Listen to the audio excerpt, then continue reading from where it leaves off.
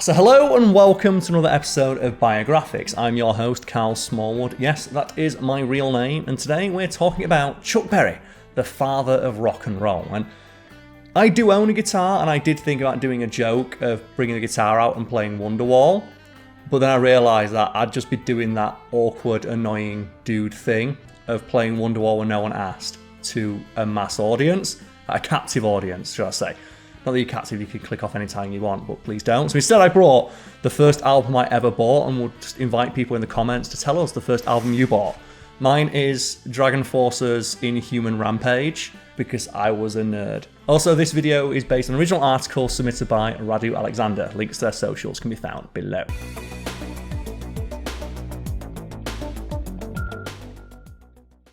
When the Rock and Roll Hall of Fame first opened in 1986, Chuck Berry was the first inductee. That's all that really needs to be said, isn't it?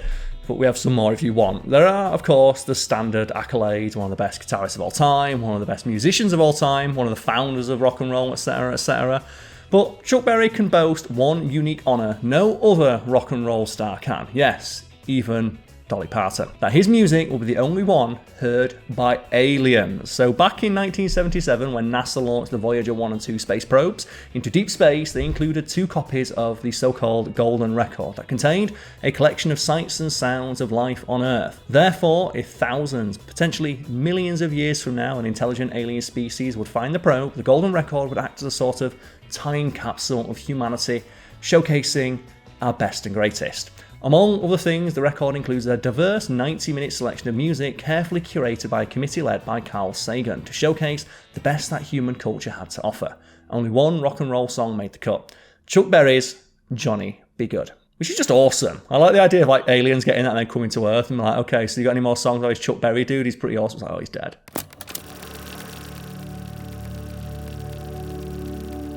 Chuck Berry was born Charles Edward Anderson Berry on October 18, 1926 in St. Louis, Missouri, the fourth of 6 children of Henry William Berry and Martha Bell.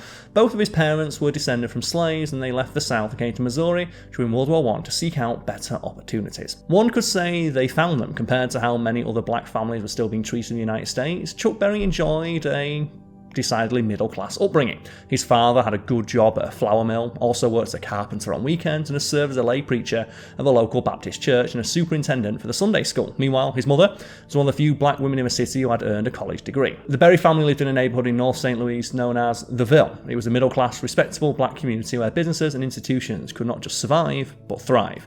Still, let's not pretend it was all sunshine and lollipops. St. Louis was still heavily segregated, and was so segregated, in fact, that Chuck Berry was 3 years old when he saw his first white person when some firemen came to his neighbourhood to put out a fire. Berry recalled that at the time he thought the men's face had turned white from fear, and his father put him straight, telling him, and I quote, "They were white people, and their skin was always white, that way, day or night." Very poetic. Both of Berry's parents sang in the church choir and even rehearsed at home, with the entire choir gathered around the piano in the front room, as Berry would later recall.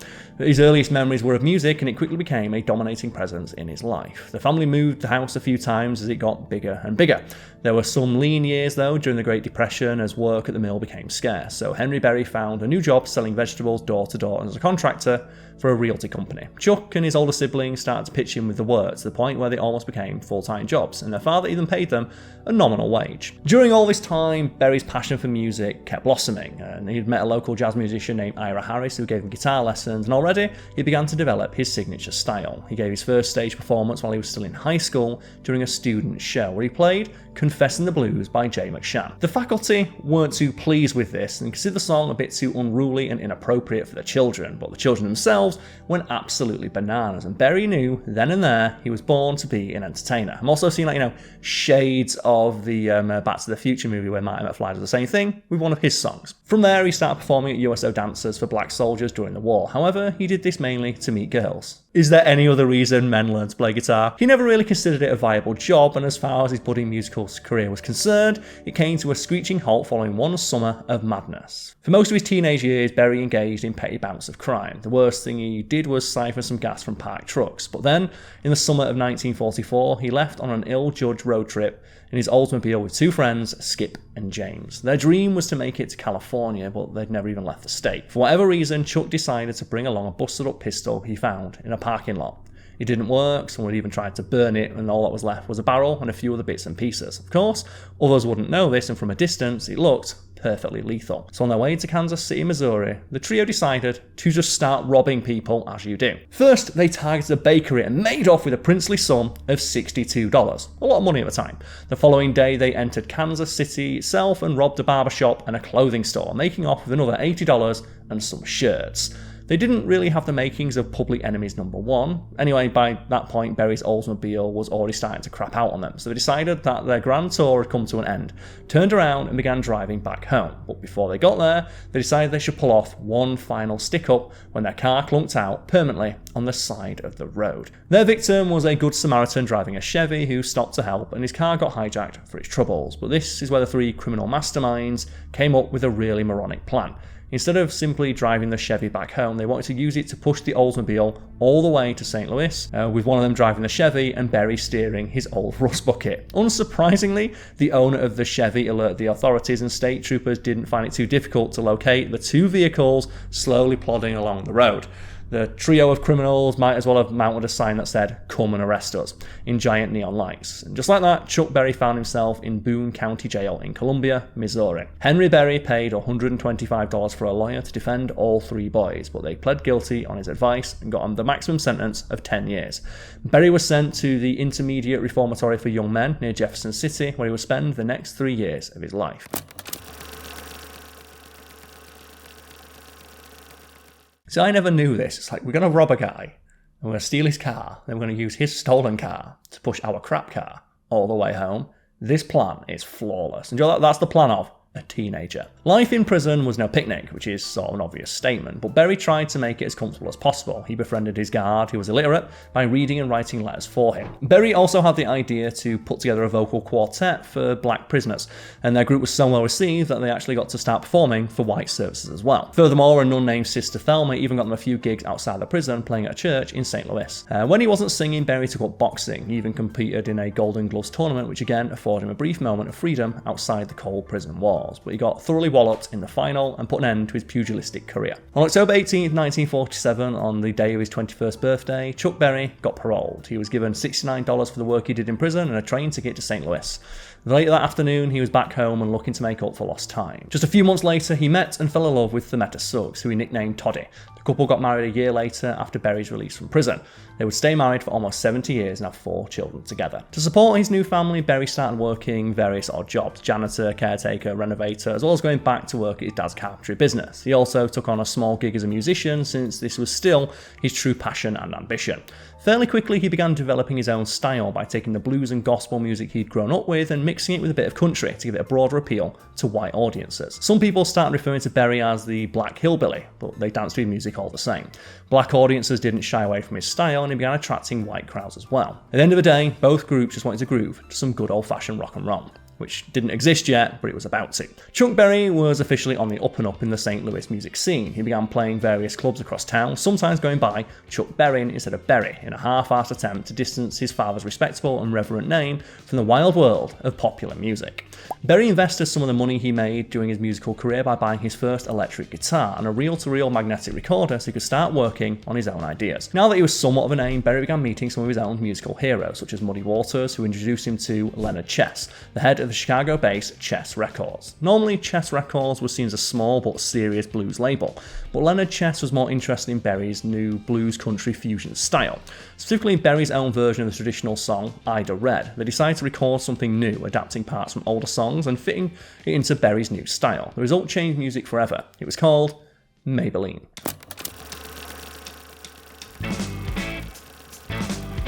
In July 1955, Chuck Berry released Maybelline, a word I've said more in the last 5 minutes than I have in my entire life. It was an immediate hit with both black and white audiences and ended up selling over 1 million records and topping the Billboard Rhythm and Blues charts. Today, that song is regarded as the unequivocal cornerstone of that hip new thing the kids call rock and roll. Or as Rolling Stone once put it, rock and roll starts here. Unsurprisingly, this turned Chuck Berry into one of the biggest rising stars in the country, but he soon discovered there were more things to know about the music business than how to make a hit record.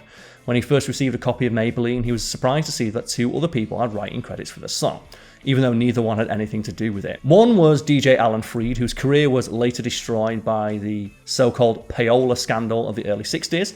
As it turned out, Freed had been taking bribes for years in exchange for increased airtime for certain songs to raise their popularity.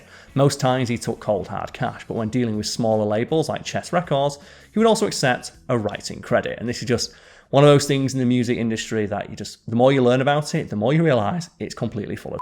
There is a term that I have become familiar with thanks to the documentary. I think it's called Pop or something like that.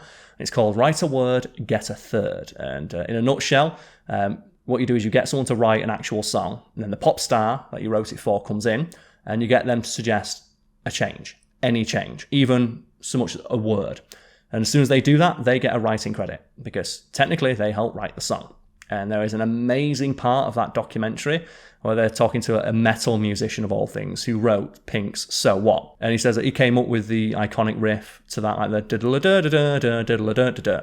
Came up with that on the spot while just noodling around on a guitar. And he taught, it's so amazingly edited. He says, well, I wrote that, basically the basis of the song. But then Pink came in and wrote the lyrics, which if people recall is na na na na na na na na na na na na, in time with the riff that he wrote. It's fascinating. Anyway, one of the other alleged writers was a businessman named Russ Fratto, who supplied Chess Records with stationery and the like. It's a little weird to see a printer and a stationer named as one of the writers for one of the most popular rock and roll songs of all time, but this was probably done to cover a payment that Leonard Chess owed him. After all, by paying him with a writing credit, it wasn't Chess Records that was footing the bill, but instead the money would be coming out of Berry's slice of the pie. It wasn't until 1986 that Chuck Berry regained the sole writing credits for the song, but it did teach him a very important lesson about carefully reading something before signing it. The rest of his career, Berry notoriously became one of the biggest sticklers for details in the business, who would pore over every detail and every single word of every contract that he signed.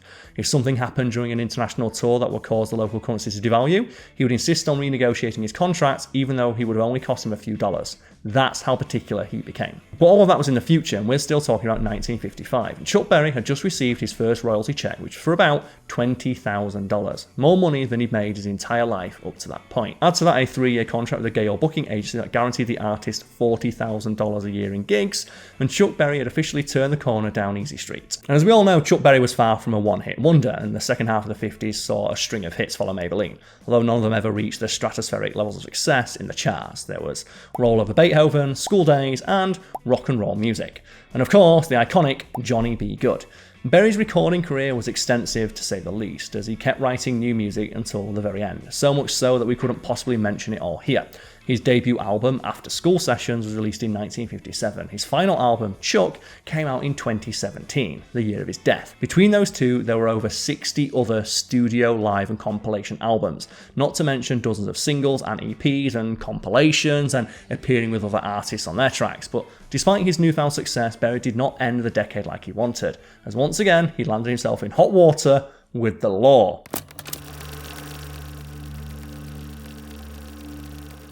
In December 1959, Berry was playing a concert in El Paso, Texas. Before the gig, he and the band decided to kill some time by crossing the border and hitting some strip clubs in Juarez, Mexico. There, Berry met a teenage girl named Janice Escalante, and according to Berry's own autobiography, he asked her age, and although she refused to say, another woman told him that Janice was 21.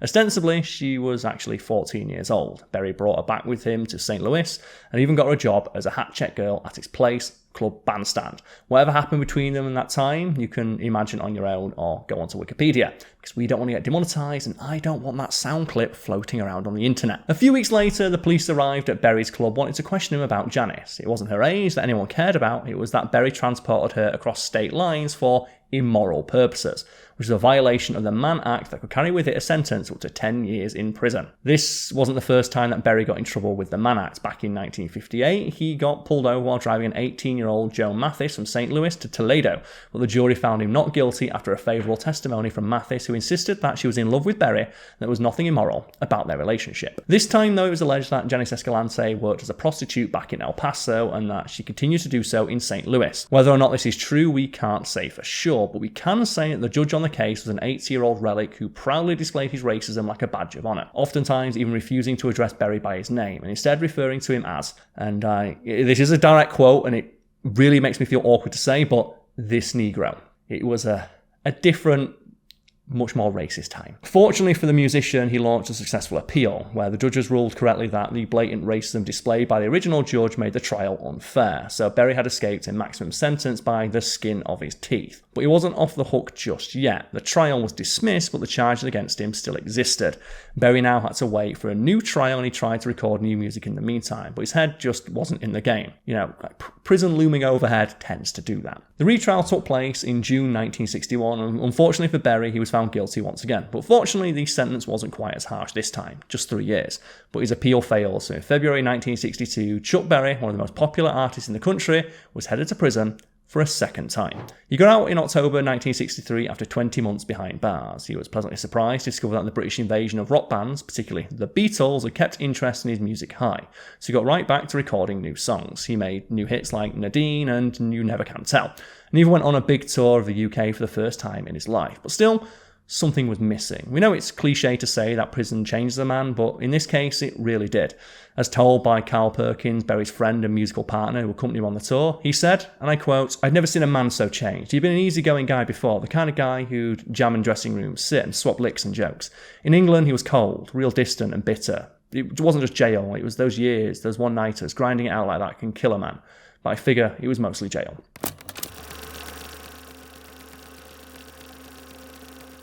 The reality is that Chuck Berry never managed to once again regain the same level of success he had before going to prison. In 1966, he left Chess Records after a decade with them and signed with Mercury Records. Berry spent 3 years with Mercury, releasing 5 albums under their label. However, he did not produce any hits that charted during that time. Not that Mercury really cared. What they were mainly interested in is having Berry re-record all of his hits so they could have masters of their own.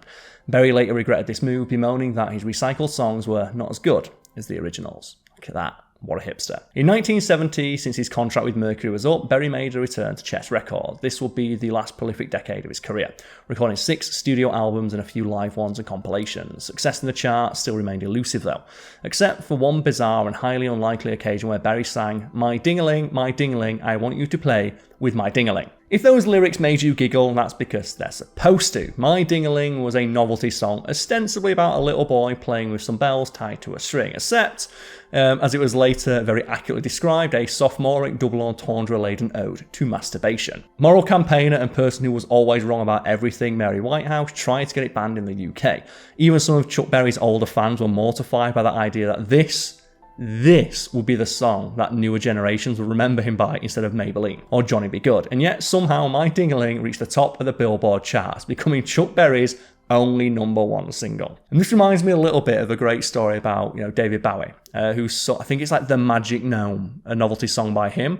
And for like one of the final tours of his career, he was like, "Oh yeah, I'll sing whatever songs people in the location I'm going to want me to sing. Here's a place where you can vote." And there was just like a massive online fan campaign, like make him sing The Little Gnome, make him sing about a magic wizard gnome. And David Bowie almost did it until he found out it was a grassroots campaign. It's like, that's not fair. You're influencing the results. Like, damn it, sing about the stupid gnome. So the rest of the 1970s were leaner years for Berry in terms of new material, but his oldies were still goldies, so his concerts stayed pretty packed. Once again, the musician ended the decade in trouble with the law, this time for tax evasion, a true musician through and through. He was found guilty and sent back to the slammer, except for this time, it was only for 120 days. This is probably as good a time as any to mention that Berry kept having run-ins with the law in the decades that followed. And although he never served time again, these included some pretty disturbing instances, including a class action lawsuit filed by multiple women for allegedly filming them in the bathroom in one of his restaurants, a case where Berry settled for over $1 million.